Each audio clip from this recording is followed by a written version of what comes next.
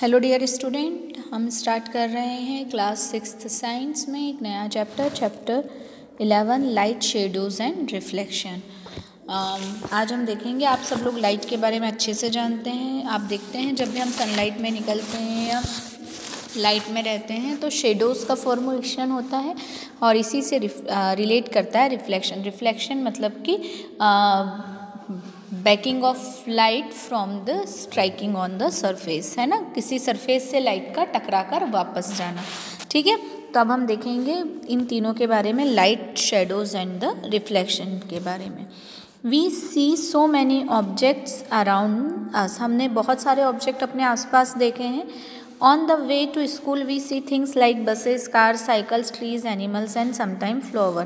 घर से वापस आते हुए स्कूल या स्कूल से घर जाते हुए हमें काफ़ी सारी चीज़ें दिखाई देती हैं, है ना, एनिमल्स हैं, साइकिल है, ट्रीज़ हैं, इसके अलावा भी और भी बहुत सारी चीज़ें।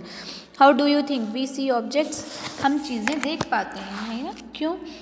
Think of the same place at night time if we are completely if it were completely dark. अब जहाँ से आप दिन में निकले हैं और जहाँ आपने ये सब ऑब्जेक्ट देखे हैं, आप सोचिए आप उसी प्लेस से रात में निकल रहे हैं ना, सेम प्लेस से रात में निकल रहे हैं और बिल्कुल भी लाइट नहीं है।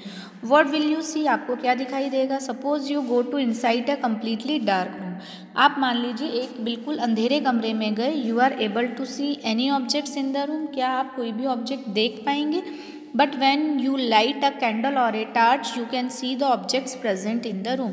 But आप जैसे ही कोई कैंडल या टार्च जलाएंगे आपको ऑब्जेक्ट्स दिखाई देने लगेंगे। Is not it? ऐसा होता है ना।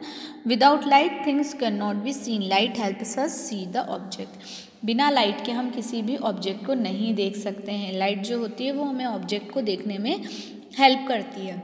तो हम बोल सकते हैं कोई भी ऑब्जेक्ट को या कोई भी चीज़ को देखने में मेनली 2 चीज़ें ज़रूरी होती हैं। 2 things are very essential for seeing any object. The first is the eyes, बिना आँखों के हम नहीं देख सकते हैं, और दूसरी है लाइट, बिना लाइट के भी नहीं देख सकते। आँखें हैं, लाइट नहीं है तो भी नहीं देख सकते हो, लाइट है, आँखें नहीं हैं तो भी नहीं देख सकते हैं। Then that the torch bulb is an object that glows, gives out the light of its own. Torch bulb वगैरह जो होता है ये ऐसे ऑब्जेक्ट होते हैं जो खुद की लाइट देते हैं। The sun is the another familiar object that gives its own light. इसके अलावा यदि हम देखें तो सन भी एक ऑब्जेक्ट है जो कि खुद की लाइट देता है ना, कि खुद की लाइट रहती है। During the day its light allow us to see object. दिन के वक्त में ये जो रहता है ये हमें ऑब्जेक्ट देखने में हेल्प करते हैं। Objects like the sun that give out or emit light of their own are called luminous object. इसी तरह के ऑब्जेक्ट है ना, सन जैसे, जिनकी खुद की लाइट है, जो हमें लाइट देते हैं, वो क्या कहलाते हैं? Luminous object. मतलब जिनसे हमें ऐसा लग रहा हो लाइट मिल रही है या जिनमें लाइट होती है वो कहलाएंगे ल्यूमिनियस ऑब्जेक्ट्स।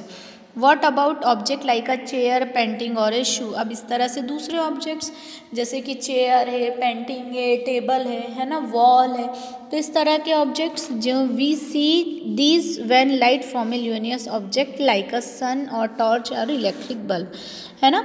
अब हम ये ऑब्जेक्ट कब देख पाएंगे? जब इन पर जो ल्यूमिनियस ऑब्जेक्ट्स है उनसे लाइट पड़े। वॉल है बट अगर लाइट नहीं है तो हम देख सकते हैं क्या? नहीं देख सकते हैं, है ना। तो जब तक ल्यूमिनियस ऑब्जेक्ट से इन पे लाइट नहीं पड़ती है हम इनको नहीं देख सकते हैं।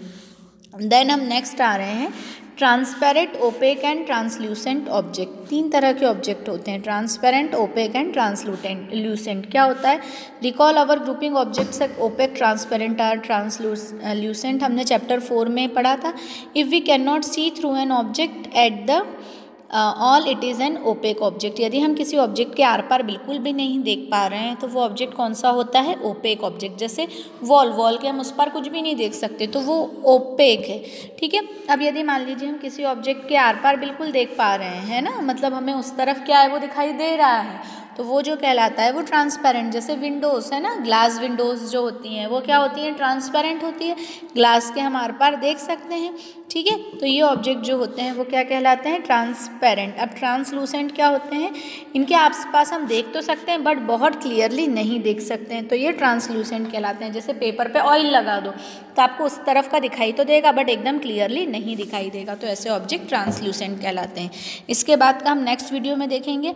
आप इस वीडियो को ध्यान से देखिए, कोई भी डाउट, कोई भी प्रॉब्लम होने पर आप मुझसे पूछ सकते हैं। Keep study, keep watching. Thank you so much.